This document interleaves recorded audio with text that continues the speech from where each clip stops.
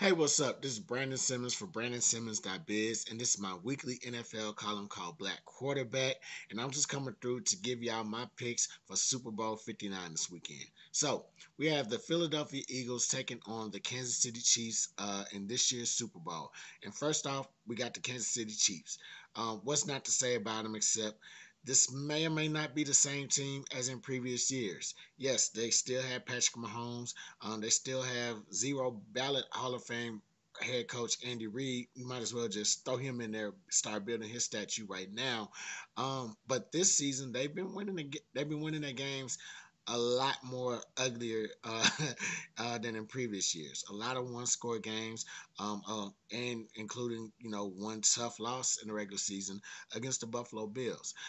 They had another loss against the Denver Broncos, but they had already clinched the number one seed. So that's so. I mean, even with the reputation that they built in this regular season, they still kind of came out on top, rosier than ever, rosier than expected, if you will. Through the postseason, look like a completely different team.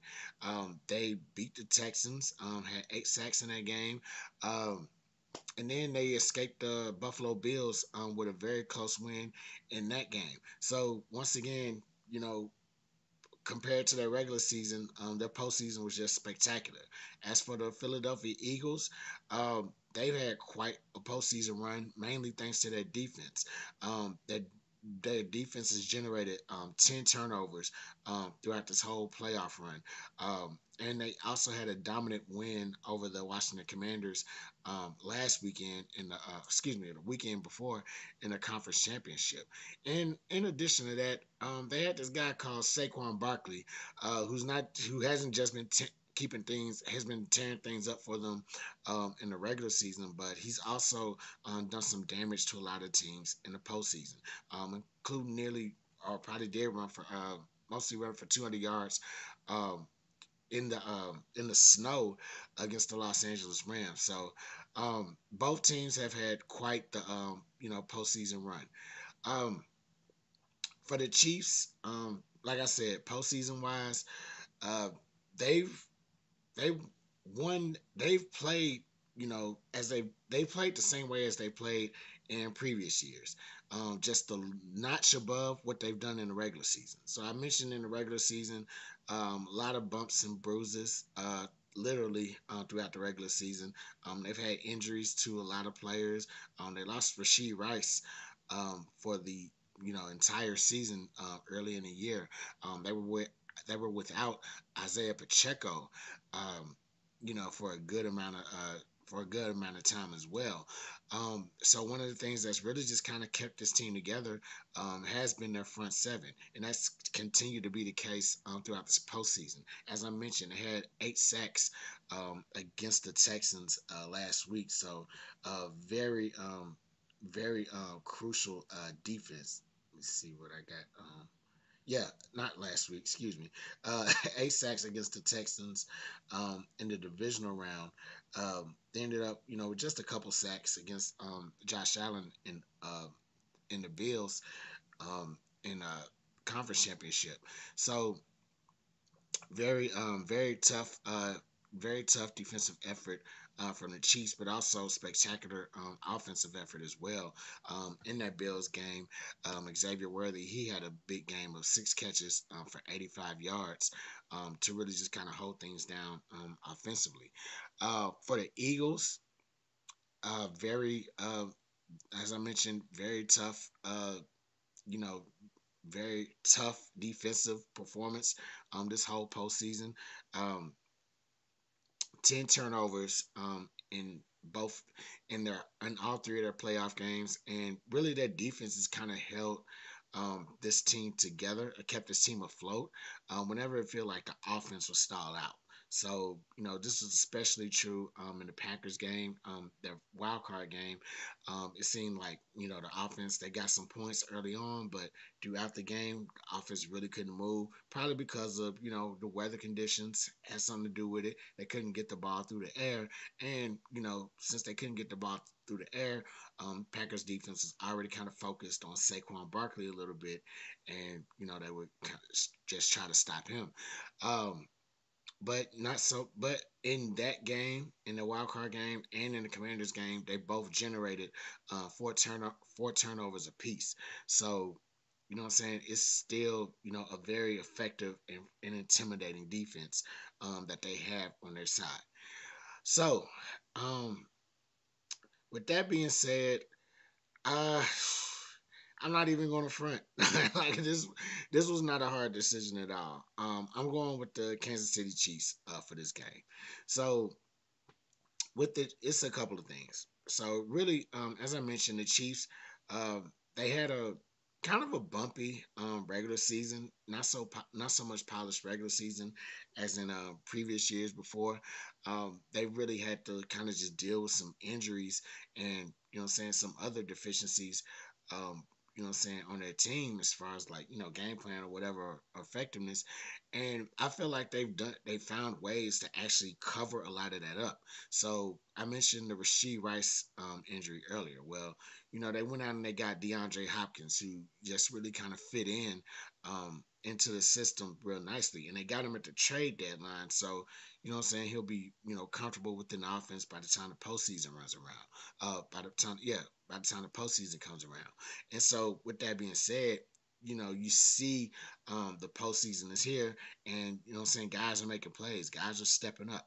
Um, Offensively, you didn't see too much of it in the Texans game, but in the Bills game, you saw Xavier Worthy. He had his big game, 6 catches for 85 yards. You had Juju Smith Schuster. He had, two catches for 60 yards. You know what I'm saying? So, and he had like two big catches that kind of set the tone for things in at the beginning of the game, and also another catch that kind of helped things move along towards the end of the game. So really, to help the team secure a win late in the game. Um, Defensively, it's just been a great defense. I would say, especially this front seven, they have been, pretty much great all year. They lead the league in quarterback knockdowns. So when they find they're gonna they're gonna find a way to key in on Saquon and just kind of, what I'm saying, stop and just kind of force Hurts to throw the ball. I feel like, and so that front seven will definitely kind of force that.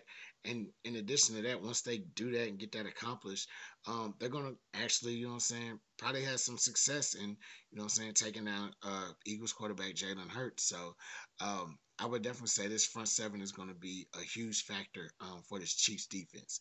Another reason I'm picking the Chiefs is this has probably been one of their more put together teams of the Mahomes era. So this year and especially last year, I felt the defense has always kind of stepped into, what I'm saying, being something that's effective. And not just through the postseason, but through the regular season as well.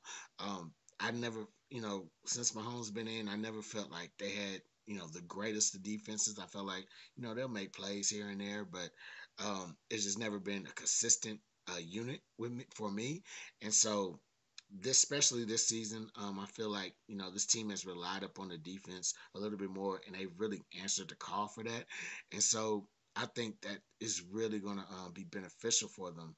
Um, what I'm saying, in this game. In addition to that, they just really have the a good combination of experience and those that are willing to make plays. So, they have a lot of the guys that are, what I'm saying, have been in the Super Bowls, not even just last year, but what I'm saying, a couple years before. So they're not phased by this. You know what I'm saying? You have your leaders that you need to have in there that are not phased by the lights and the media and, what I'm saying, probably, probably the family members calling for tickets and all that.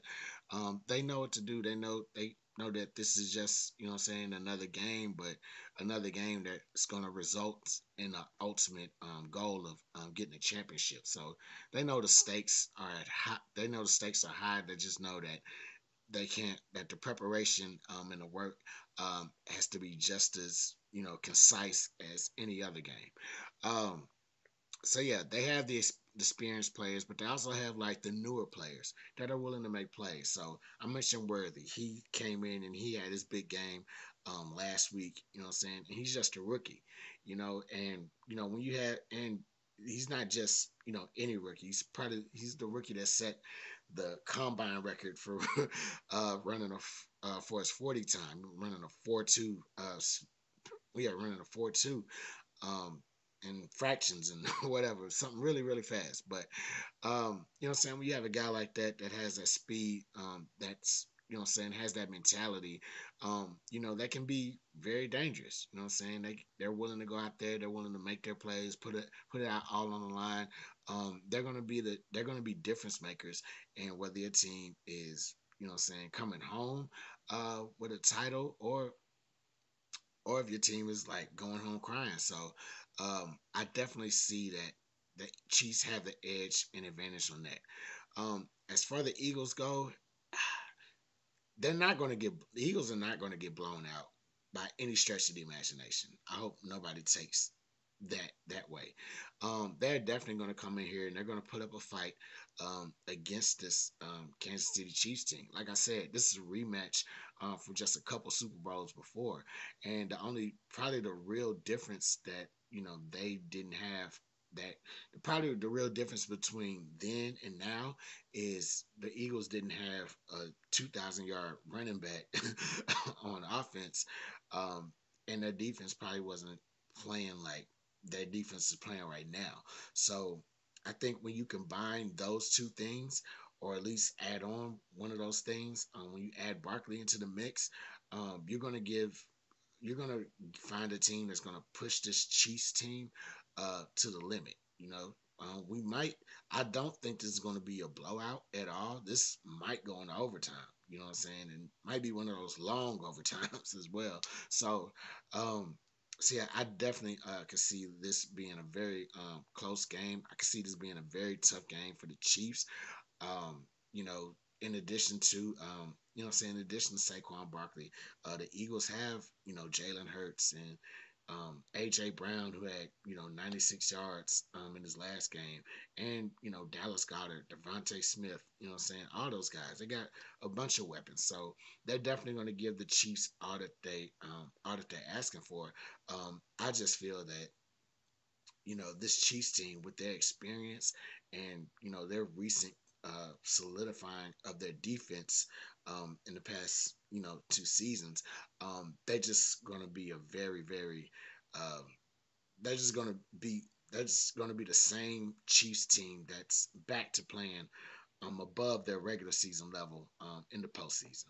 So uh, yeah, and that's pretty much all I got for y'all. So yeah, I'm definitely taking the Chiefs to go for another to go for a three-peat.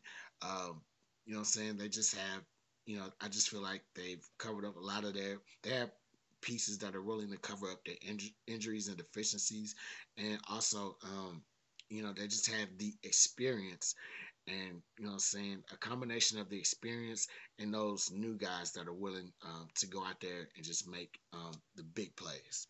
So I'm Brandon Simmons from BrandonSimmons.biz. If you're watching this on Facebook, Facebook.com/Brandon blog. Like my page, like this video, share this video. If you're watching this on YouTube, click the like button, click the subscribe button, share this video on all your socials as well. So, Brandon Simmons from BrandonSimmons.biz. Holla black.